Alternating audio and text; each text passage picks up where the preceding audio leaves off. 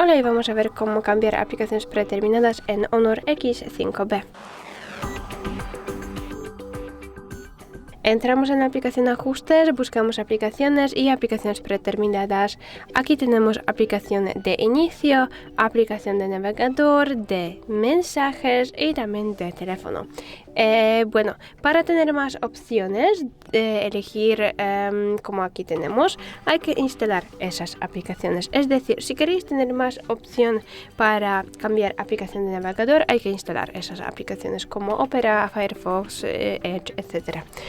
Lo mismo podemos hacer con, por ejemplo, la aplicación de mensajes. Podemos ir a la aplicación Play Store, buscar aplicación de mensajes, vais a ver varias aplicaciones, elegimos una, instalamos, volvemos aquí, tenemos dos opciones y elegimos la segunda opción. Y de esa manera se cambia aplicaciones predeterminadas. Es todo, muchas gracias por ver este vídeo.